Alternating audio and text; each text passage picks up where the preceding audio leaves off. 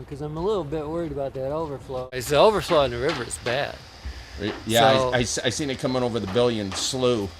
Dick come in Sunday night just to drop something off and got stuck. And he calls me, and so I bailed him out with a come along. He didn't have a shovel, come along, snowshoes or nothing.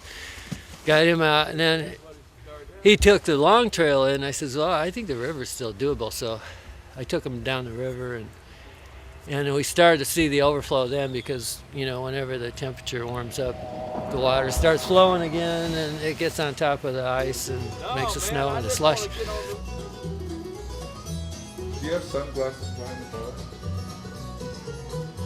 Not anymore. There, that's it. That's it, you say?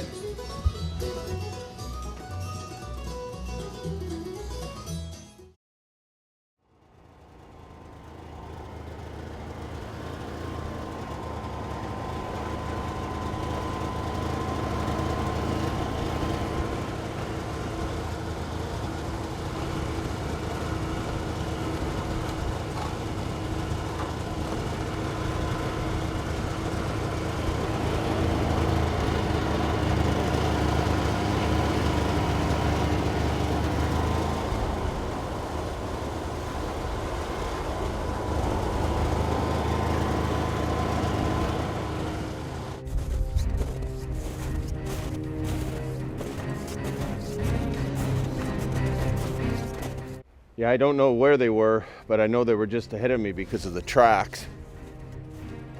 Finally ran across a big cow and a calf on the trail. Of course, on the day I didn't want to get held up. Finally found them sitting there ahead of me.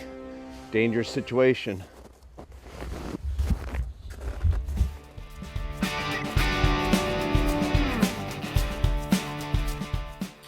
I hope everybody likes to watch me eat because this is my favorite part, eating. I love eating. I love baking in my stove. Sometimes I burn all this crap and then it goes to waste. This is just a good day.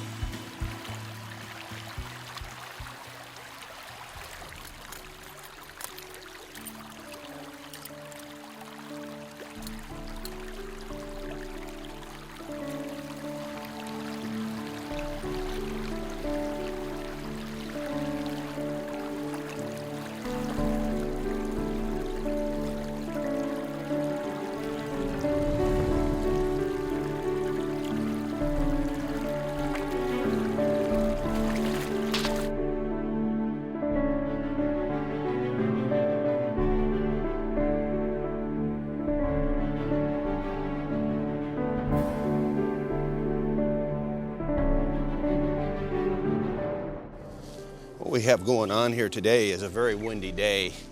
Earlier today, this morning, it was about probably 5 below zero here.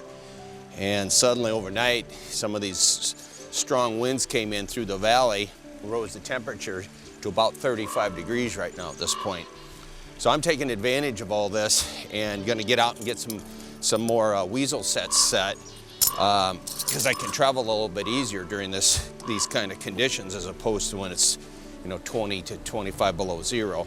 So what I'm doing is I've got these box sets for weasels, and what I'm going to do is go set those in some strategic locations out here. What this simulates is a cubby set or an old log with a hole in it, looking for mice.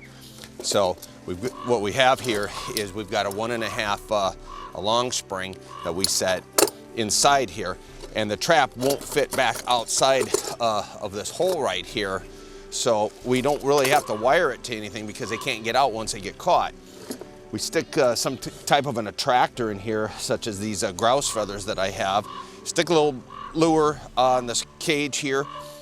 They go in through this hole. They go in through this hole here and try to get at this, and they working at the bait and the feathers. They get caught in the trap. It hits them high up along the body, and thus dispatches them very quickly so as not to wreck the valuable pelt in these animals. This is an ermine.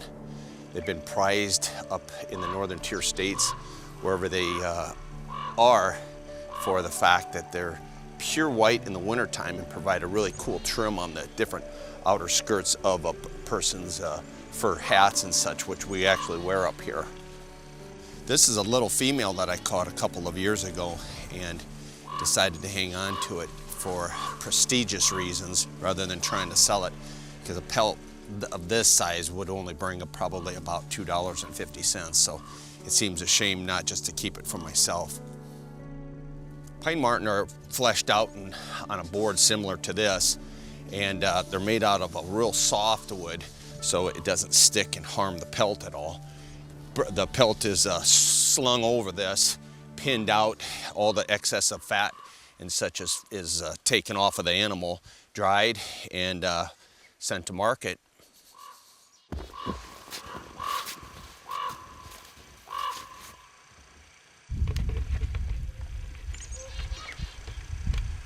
This here is a pine marten set. Pine marten is a member of the weasel family.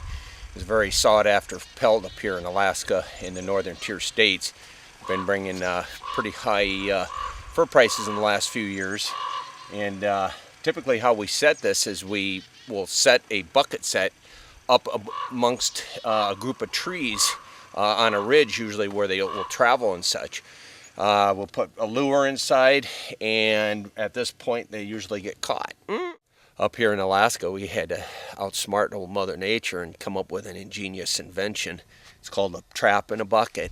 These things are just revolutionary to keeping these traps functioning with the extreme weather conditions we're faced with, and keeps them running, so we don't have to after every foot of snow we have to go back and remake all of the sets and double up on all of our labor intensity we have to go through.